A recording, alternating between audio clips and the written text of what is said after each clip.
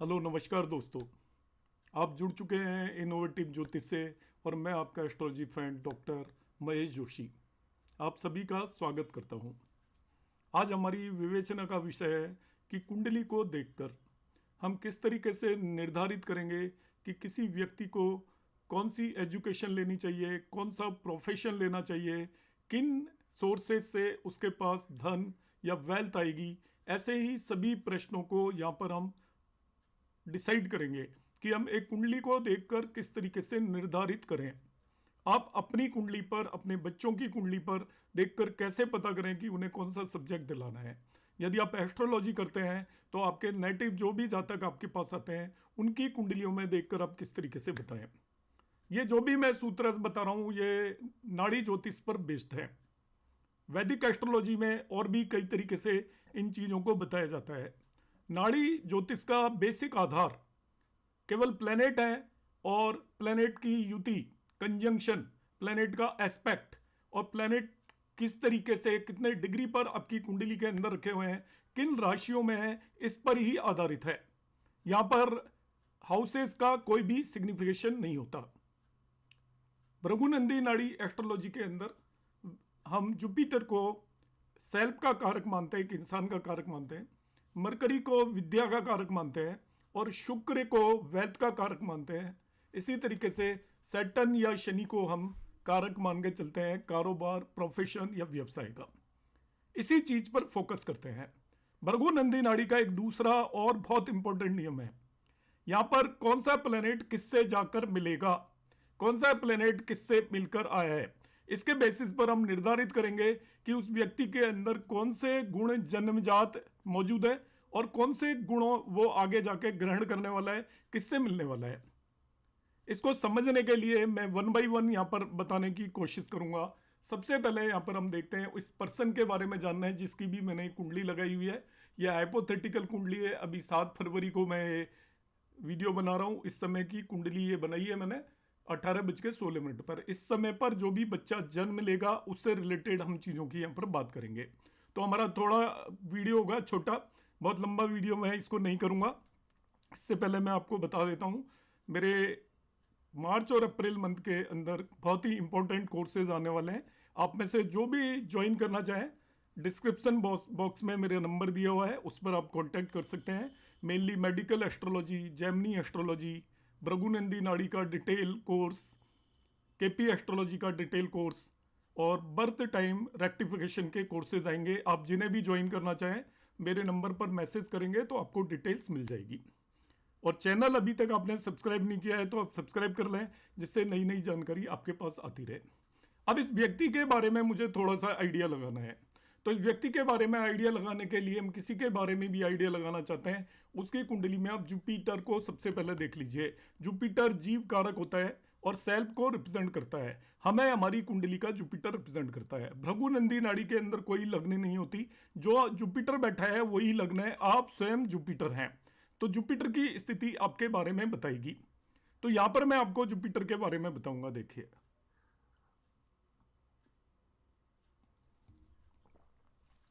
वो किस राशि में बैठा है वो उसके एनवायरनमेंट को बताएगा। जुपिटर 2 साइन में बैठा हुआ है। 2 साइन स्थिर राशि होती है, पृथ्वी तत्व की राशि होती है।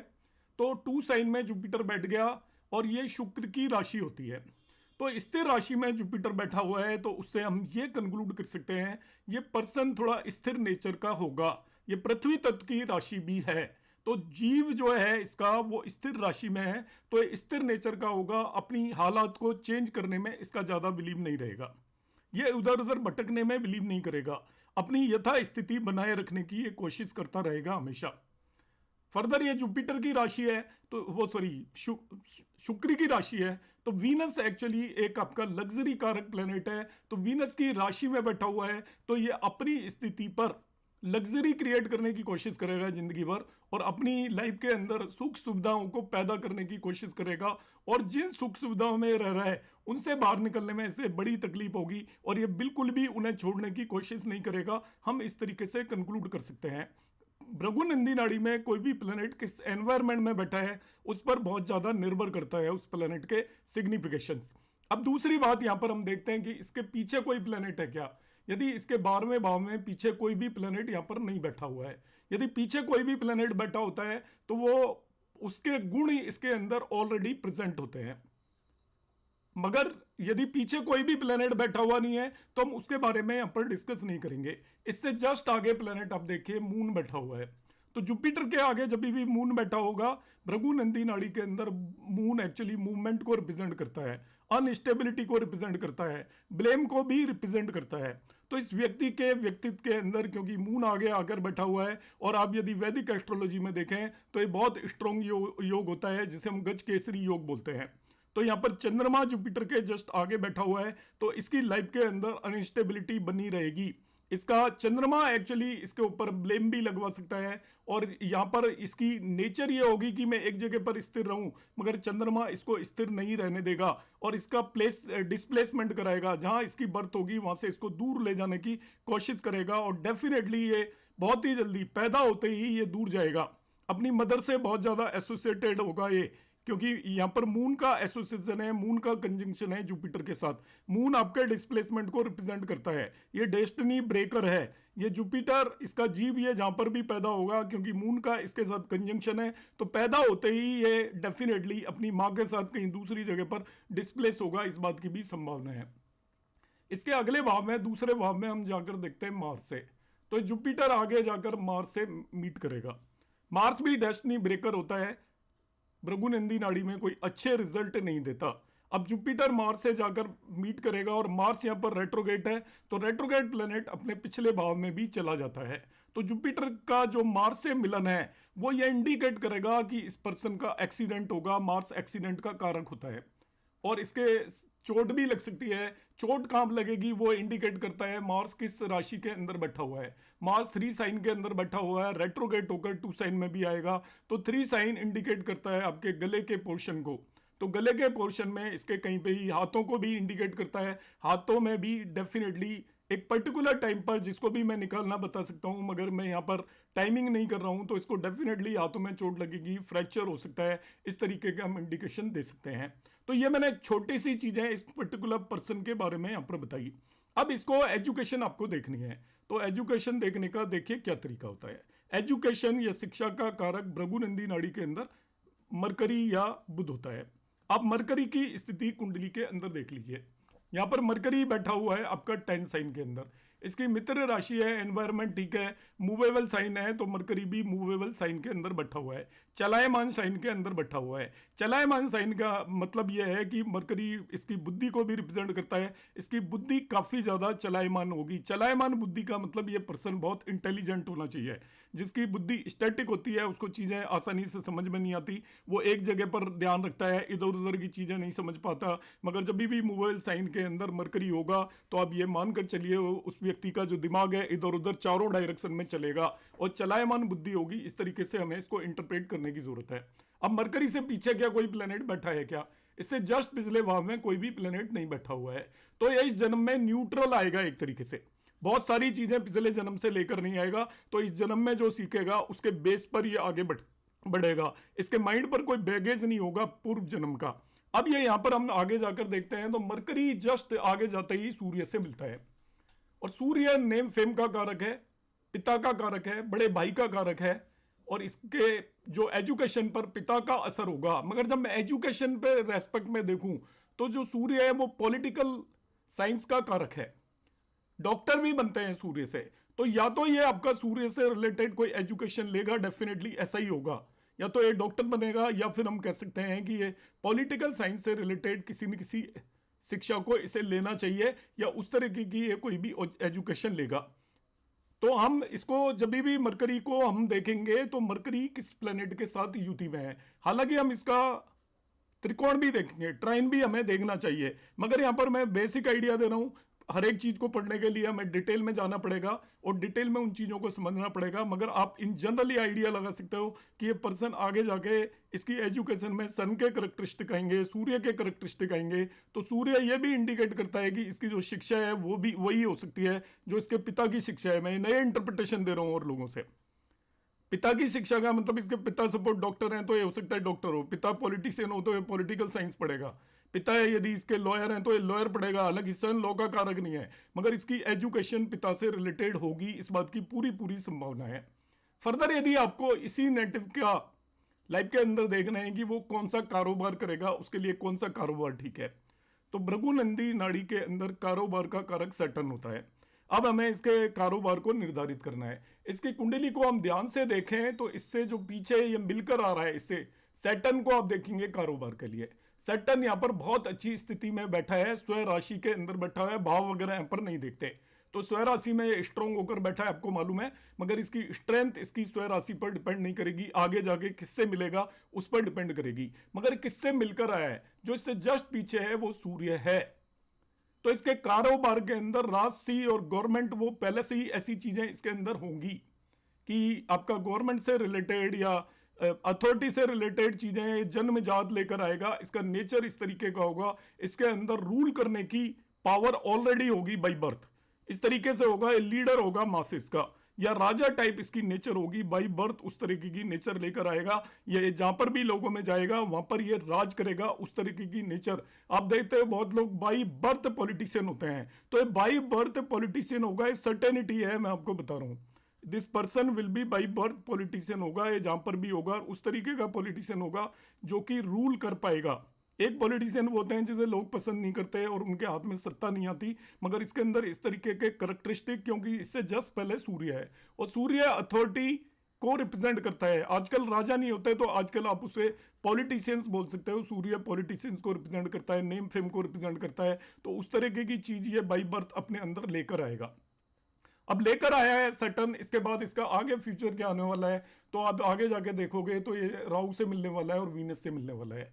राहु एक्चुअली मूवमेंट को रिप्रेजेंट करता है, यूज बहुत बड़ा करने को भी रिप्रेजेंट करता है। तो जो भी कारोबार करेगा आगे चल के इसके मन के अंदर ये इच्छा होगी कि मैं बहुत बड़े कारोबार को करूं, बहुत बड़ा करूं, या कहीं दूर जाकर, डिस्प्लेसमेंट को भी राहु रिप्रेजेंट करता है, फॉरेन में जाकर कोई कारोबार करूं या विदेश से रिलेटेड कोई कारोबार करूं, इस तरीके की इसकी स्थिति होगी और इस तरह से सोचेगा। बहुत बड़ा घर भी हो सकता है क्योंकि यहाँ पर वीनस और राहु की युति है इस पर्टिकुलर उसके अंदर, तो वीनस आपका बहुत बड़े घर को भी रिप्रेजेंट करता है, बहुत बड़ा व्हीकल हो सकता है इसके पास, तो उसके अंदर कारोबार के अंदर राहु का करैक्टरिस्टिक होगा आगे जाके, क्योंकि शुक्र भी यहाँ पर वहां पर मिला हुआ है। तो राहु एक्चुअली दिमाग के अंदर कोई छोटी सोच नहीं आने देगा, इसके माइंड में लाएगा बहुत बड़ा। और ये हो सकता है कि राहुल भी डेस्टिनी वेकर होता है, उतना अच्छा नहीं होता, क्योंकि ये बहुत बड़े बड़े आइडियाज लेकर आता है कारोबार से रिलेटेड, ह्यूज आइडियाज लेकर आएगा, वो सक्सेसफुल होंगे या फ्लॉप होंगे, वो दोनों ही तरीके से हो सकते हैं। मगर यहाँ पर साथ में आगे वीनस की युति है, तो आपको वीनस को भी देखना पड़ेगा। यहाँ पर शुक्र एक्चुअली आपकी वेल्थ और फाइनेंसेस को रिप्रेजेंट करता है, तो वेल्थ इसको कहां पर मिलेगी, आप शुक्र को देखोगे तो शुक्र यहां पर युति बनाकर बैठा है ऑलरेडी राहु के साथ, तो राहु शुक्र के पीछे बैठा हुआ है। तो राहु जब भी शुक्र के पीछे बैठा हुआ हो तो ये बड़े बड़े विचार और इसके अंदर बाई बर्थ लेकर आएगा, इसके दिमाग के अंदर बहुत बड़े बड़े आइडियाज होंगे और इसके माइंड के अंदर इल्यूजन भी होगा, ये भ्रमित होगा, बाई बर्थ भ्रमित होगा चीजों से, कि आपको छोटी चीजों पर बात नहीं करेगा, इसको ऐसा लगेगा कि मैं बहुत बड़ी वेल्थ बड़ी आसानी से क्रिएट कर सकता हूं। जब भी राहु वीनस के पास कंजक्टेड होता है तो ऐसे पर्सन के बहुत बड़े बड़े फाइनेंसेस भी हो सकते हैं, बहुत बड़ा बंगला भी हो सकता है, फार्म हाउस भी हो सकता है, और बहुत बड़े सपने होंगे, बहुत बड़ी वेल्थ भी हो सकती है, और बाई बर्थ इसके पास बहुत बड़ी वेल्थ होगी, ह्यूज वेल्थ होगी, इस बात की संभावना होती है। वीनस के आगे यदि कोई भी प्लेनेट होता, इस केस में यहाँ पर वीनस से डायरेक्टली आगे कोई भी प्लेनेट नहीं है, मगर वीनस की युति में हम देखते हैं तो त्रिकोण भाव में जो प्लेनेट होता है, यहाँ पर वीनस की युति में भी त्रिकोण भाव में भी कोई प्लेनेट नहीं है। वीनस से 7वें भाव के अंदर यहाँ पर केतु है, और केतु वेल्थ के लिए अच्छा नहीं होता, तो केतु इसकी वेल्थ को खराब करने की कोशिश करेगा, क्योंकि 7th हाउस से वो इसे एस्पेक्ट कर रहा है। जब भी वीनस राहु के साथ युति में होता है तो केतु 7वें भाव में सर्टेनली होता है, और केतु का जो एस्पेक्ट होगा वीनस पर 7वें भाव से एस्पेक्ट होता है, मॉडिफायर होता है, वो मॉडिफायर इसके वेल्थ को खराब करने की कोशिश करेगा। तो एक डबल तरीके से आपका एक्चुअली प्रेशराइज होगा। राहु एक्चुअली इसके अंदर बहुत बड़े बड़े आइडियाज लेकर आएगा और केतु उन आइडियाज को सप्रेस करने की कोशिश करेगा, तो ये ऑलवेज कंफ्यूज टाइप रहेगा। मगर स्टिल ये पर्सन राहु और वीनस का जो कॉम्बिनेशन होता है, ये बहुत बड़ा घर देता है, बहुत बड़ी आपका कोई भी फील्ड देता है, आपको मैदान या खेत आप कह सकते हो, और बहुत बड़ी वेल्थ देगा, बहुत बड़े बड़े आइडियाज देगा, इन्वेस्टमेंट देगा, आप इन्वेस्ट करने लग जाएगा ये पर्सन अपने बिजनेस के अंदर या अपने कारोबार के अंदर यदि कोई प्लेनेट वेल्थ वीनस से आगे होता है, यहाँ पर कोई भी प्लेनेट नहीं है, तो उस पर्सन को ऑलवेज ध्यान रखना चाहिए कि वो अपना कारोबार और वेल्थ उसी चीज से कमाने की कोशिश करे। सपोज इस पर्टिकुलर भाव के अंदर कोई भी प्लेनेट होता, मरकरी होता तो वो ट्रेड से अपना बिजनेस करने की कोशिश करता, यहाँ पर मार्स होता तो मार्स से रिलेटेड कारोबार करके उसको कमाने की कोशिश करनी चाहिए थी। इस पर्टिकुलर पर्सन को यहाँ पर केतु एस्पेक्ट कर रहा है वीनस को, तो यदि केतु से रिलेटेड यदि ये कारोबार करेगा तो इसको बहुत ज्यादा सक्सेस मिलने की पॉसिबिलिटी है। केतु से रिलेटेड कारोबार ओकल्ट होता है, एस्ट्रोलॉजी करेगा तो भी पॉसिबिलिटी बहुत अच्छी है। केतु से रिलेटेड डॉक्टर्स भी, केतु से रिलेटेड जो सर्जन्स होते हैं उनका कारोबार भी केतु से रिलेटेड माना जाता है। लॉयर्स का कारोबार भी केतु से रिलेटेड माना जाता है, प्रोवाइडेड वो शनि से किसी तरीके से कंजक्ट हो, शनि से उसका किसी भी तरीके का लिंक हो। तो इस तरीके से हम किसी भी पर्सन के बारे में, उसकी एजुकेशन के बारे में देख सकते हैं, उसके प्रोफेशन के बारे में देख सकते हैं, उसकी वेल्थ के बारे में देख सकते हैं। उसके सिंपल नियम है, किसी भी प्लेनेट से जो पिछले 12वें भाव में जो प्लेनेट होता है उसके करैक्टरिस्टिक पर्सन बाई बर्थ लेकर आता है। आपको बहुत सारे लोग अनपढ़ होते हैं मगर उनकी नॉलेज इतनी ज़्यादा होती है, क्योंकि आपको पता है कि वो उनके जो भी है आपका एजुकेशन का प्लेनेट मरकरी से उसके 12वें भाव के अंदर अच्छे कोई ग्रह बैठे हों तो ऐसा व्यक्ति बाई बर्थ ही बहुत नॉलेज लेकर आता है। इसी तरीके से जब जो भी प्लेनेट उससे अगले भाव में या सेम भाव में उससे आगे वाली डिग्रियों पर बैठा हो, वो पर्सन उस पर्टिकुलर प्लेनेट के करैक्टरिस्टिक्स को लेने की कोशिश करेगा पूरी जिंदगी के अंदर। उसको सक्सेस उस पर्टिकुलर प्लेनेट से रिलेटेड कामों से मिलेगी। सपोज एजुकेशन के केस में यदि मरकरी के आगे जो भी प्लेनेट बैठा है उसको उसी प्लेनेट से रिलेटेड एजुकेशन को आगे प्रोसीड करना चाहिए, परस्यू करना चाहिए, या उसके मन के अंदर उस प्लेनेट से रिलेटेड एजुकेशन में सक्सेस पाने की हमेशा लालसा बनी रहेगी। तो जो पिछला प्लेनेट बैठा होता है उसके करैक्टरिस्टिक बाई बर्थ होते हैं, अगले भाव के अंदर जो प्लेनेट होता है उसके करैक्टरिस्टिक्स को वो लेने की कोशिश करता है, या फिर उसे उसके करैक्टरिस्टिक्स को लेने के लिए उसके पीछे लग जाना चाहिए। यदि वो उसके पीछे लग जाता है तो उसको उसकी लाइफ के अंदर पूरी तरीके से सक्सेस मिलेगी। जैसे यहाँ पर कारोबार में भी सेम फंडा है कि जो प्लेनेट पीछे बैठा हुआ है उससे रिलेटेड बिजनेस एट्रीब्यूट या उससे related business characteristic by birth उसके अंदर होंगे, और जो प्लेनेट आगे बैठे हुए हैं उनसे रिलेटेड यदि वो कारोबार करेगा या उनसे रिलेटेड जो भी कारोबार यदि वो करता है या उसे करना चाहिए या उसको उसका फॉर्च्यून वही कारोबार करने पर मजबूर करेगा। यदि वो करता है तो उसको सक्सेस मिलेगी। जैसे इस केस में राहु बैठा है तो राहु से रिलेटेड कारोबार उसे करना चाहिए। राहु से रिलेटेड कारोबार होता है आपका ऑनलाइन कारोबार जितना भी होता है, इलेक्ट्रॉनिक्स का कारोबार जितना भी होता है, टेलीकम्युनिकेशन का कारोबार जितना भी होता है, एविएशन का कारोबार जितना भी होता है, इस तरीके का कारोबार यदि वो पर्सन करेगा तो उसको बहुत ज़्यादा सक्सेस मिलेगी, ऐसा हम मानकर चलेंगे। वीनस के पीछे जो भी प्लेनेट बैठा होता है वो उसको वेल्थ देता है। अब जैसे यहाँ पर वीनस के पीछे राहु बैठा हुआ है तो आप ऐसा भी कह सकते हो राहु ग्रैंडफादर, दादाजी को भी रिप्रेजेंट करता है, तो इस पर्सन के दादाजी के थ्रू इसको ऑलरेडी वेल्थ मिलेगी बाई बर्थ, ऐसा भी कह सकते हैं। और वीनस से अगले भाव में जो प्लेनेट बैठा हुआ है वो इसका सोर्स ऑफ अर्निंग होता है कि लाइफ में आगे चल के अपने आप किन सोर्सेज से वेल्थ क्रिएट करेगा। वो वीनस से आगे सपोज कोई भी नहीं बैठा हुआ है तो ऐसा कोई स्पेसिफिक प्लेनेट नहीं होगा जिसकी वजह से उसे वेल्थ मिलेगी। इन जनरल वीनस जिसे भी चेज कर रहा हो, वीनस से दूसरे भाव के अंदर जो भी प्लेनेट है या सेम भाव में वीनस से ज्यादा डिग्री पर जो भी प्लेनेट होगा शुक्र से, उससे रिलेटेड वेल्थ मिलने की पूरी संभावना होती है। तो आज की क्लास के अंदर मैंने थोड़ा बहुत आपको भृगुनंदी नाड़ी से रिलेटेड कंसेप्ट बताया है, मगर बेसिक कंसेप्ट यही है, भृगुनंदी नाड़ी सारी इन्हीं कंसेप्ट पर बेस्ड है कि किसी भी प्लेनेट से पीछे कौन सा प्लेनेट बैठा हुआ है, आगे कौन सा प्लेनेट बैठा हुआ है, उसके त्रिकोण में कौन सा प्लेनेट बैठा हुआ है, 3, 7, 11 में कौन से प्लेनेट बैठे हुए हैं, उनके बारे में हम कभी कमिंग क्लासेस में बात करेंगे। उम्मीद है आपको कंसेप्ट समझ में आया होगा। नमस्कार।